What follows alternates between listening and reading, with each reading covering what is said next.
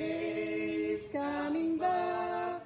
What glory that will be.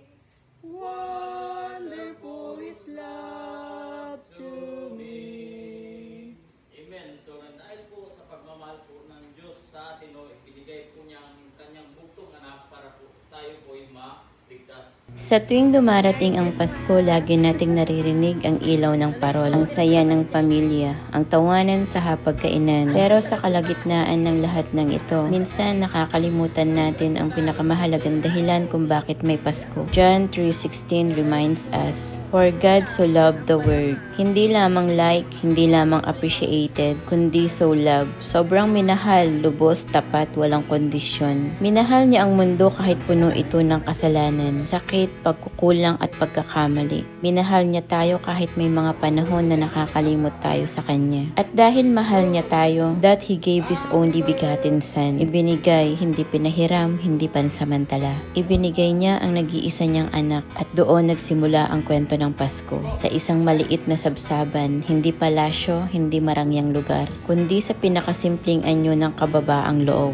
The King of Kings was born not to be served, but to serve. Not to be crowned with gold, but to wear a crown of thorns someday. That baby in the manger was already our Savior. At sabi pa sa talata, that whosoever believeth in Him should not perish, but have everlasting life. Whosoever, ibig sabihin hindi lang para sa mayayaman, hindi lang para sa mabubuti, at hindi lang para sa karapat-dapat. Para sa lahat, para sa akin, para sa'yo. Para sa taong pagod, sugatan, nagkakamali, naghahanap ng pag-asa. Ang Pasko ay paalala na may Diyos na hindi sumusuko sa atin. Maybe this Christmas, may mga OFW na malayo sa pamilya. May mga pamilyang dumadaan sa kakulangan. May mga pusong nakakaranas ng lungkot kahit may selebrasyon. Pero John 3:16 tells us, hindi nasusukat ang Pasko sa dami ng handa. Hindi sa laki ng regalo, hindi sa kinang ng dekorasyon. Nasusukat ito sa pag-ibig na ibinigay ng Diyos. Kung minsan iniisip natin, Lord, deserving ba ako sa love mo? Lord, sapat ba ako? Lord, kahit pa ulit-ulit ako nagkakamali. But Christmas whispers, yes, you are loved.